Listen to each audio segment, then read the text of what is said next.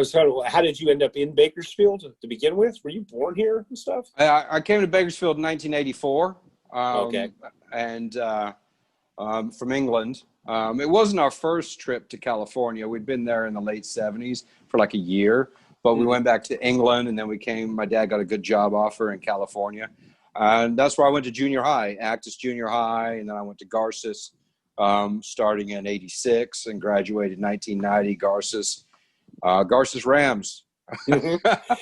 I often kind of chuckled that in Bakersfield we had a really great music scene. I really think, considering the size of the place and being Bakersfield, being 2 hours from LA. But it's also interesting that the two main promoters in town both are Garces boys. Oh, is that Tim? Yeah. Bless him. Yeah. Bless him. Tim got out of the game at probably the best possible time. As far as being a music promoter is concerned, because music will always exist in one form or another, but at a certain point it took off and became all about the festival shows, right? Yeah. That's where the action was at. So some of the mid-level promoters like Tim and others kind of, their workload got really strenuous just to stay afloat. So, I mean, from what I understand, I'm not the Tim Gardea expert. He got some good bands to come through town. He got out at a certain time where it was the right time. It was like the George Costanza thing on Seinfeld. I don't know if you watch Seinfeld, where George makes a joke in the boardroom, and it's like, okay, showmanship. I've made my joke. Now it's time to leave and walk out at the right time. So Tim kind of got out in 2010. Yeah. So I didn't know he was a Garces boy. That makes perfect sense.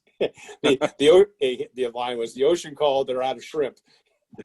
For your store, it's, besides being a record store and getting in some cutting edge music, you threw a couple of shows, right? And that era, 86, 87, was kind of very, very, what's the word, dry.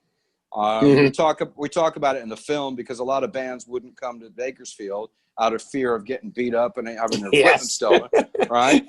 So you were taking the chance, and you were getting some edgy bands, and you're getting some kind of college rock bands, and like Angst played there, and the Examples played there, Love Rod Exchange. So you were performing. There were humble shows. I think the biggest show was like 50 people. But for a kid like me who was just getting a taste of punk rock music, right, coming out of the new wave 80s and getting a taste of that, it was, here's something that's new and cutting edge, and a guy's doing a free show, and we wanted more. We wanted more of that sort of scene. So you gave, the kind of a really good taste of that at a time when it was dry. It was like 87 was a very dry year. Yeah, what had happened was, I graduated in UC San Diego and was a biology major, and quickly realized I wasn't smart or hard enough working to go to medical school. And so that's kind of why I worked at UC San Diego's radio station, blah, blah, blah. And then I ended up teaching in high school and Watts just to have a job. High school, but I was in the music scene. My girlfriend went to UCLA. And what kind of got my idea, I've always wanted to open up a record store for whatever reason, but there was a place, and it was called Texas Hotel Records or Motel Records. It was in Santa Monica, and it was a small little record shop that had bands play in it. And then down McCabe's Guitar Shop was also down the street. I don't know if you ever heard of McCabe's. Peter, they'd have like the Plimsolls lead singer Peter Case would play there. They do kind of acoustic, and Texas Records, I think it's Texas Records, it has some sort of affiliation even with Henry Rollins. And so when I opened the store, I thought, hey, we'll have bands play and just see how it goes, to kind of promote the business. And also just, there was a void. There wasn't Jerry's or Bam Bam's, or there'd just be these one-off shows like, at the Fraternal Hall of whatever. And so what happened though is, we would get some out-of-town bands, and I'd always feel bad because we'd promote the hell out of it and get 10, 20 people. But then what was going on for us was the local bands started getting crazy. And we were doing them during the daytime because I didn't want to have a night scene. And dusk. What's that? It was dusk, yeah. Yeah, and but the show that kind of put the dagger in me, and plus I think other people took over like legitimate real clubs, was Scott Sturtevant, like Peter Will was at the band when Scott Sturtevant and those guys. Remember Scott had like a rock band? Oh, like 97 Tears? 97 Tears. That's it. 97 Tears played my store on a Sunday, and hundreds of people showed up. And it got a little bit too insane. I mean, we pushed the record racks against the walls and let everybody in. Stealing back then wasn't as big an issue because it was all vinyl. But the parking lot, because there's nothing downtown, that parking lot was completely packed with cars.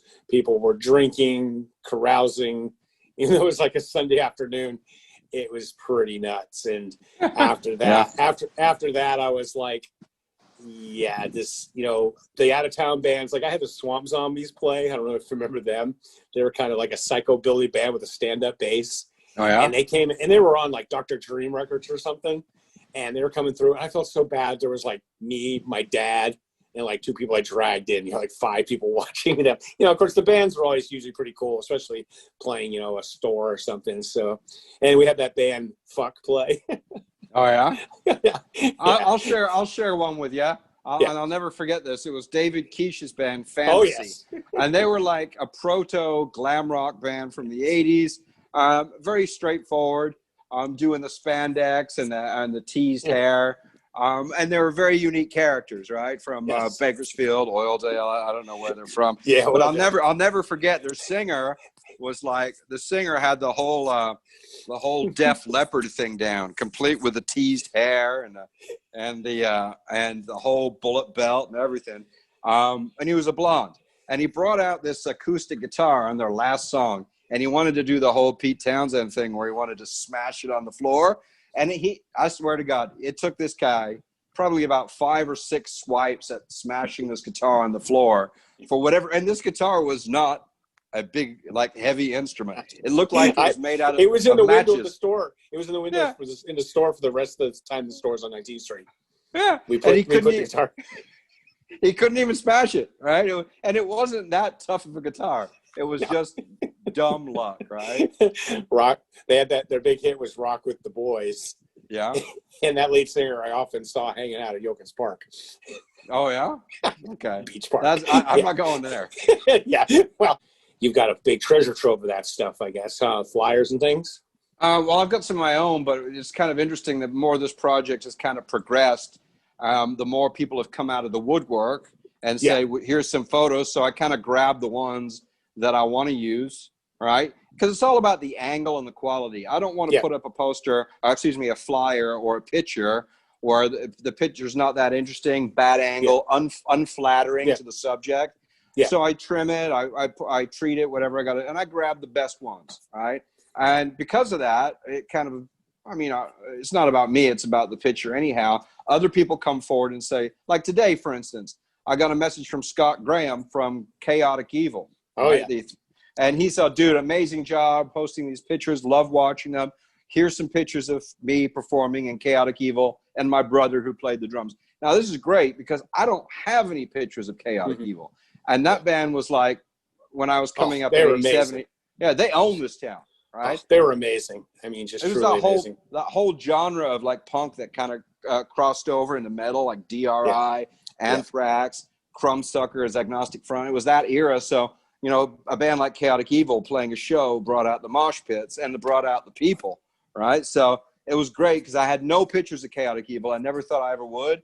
And then today, I was just going to go down to the grocery store. I got a message from Scott, and he sent me like 4 great pictures. So I'm going to put those in the feed. So it's like it's a snowball, right? Well, that's what I meant.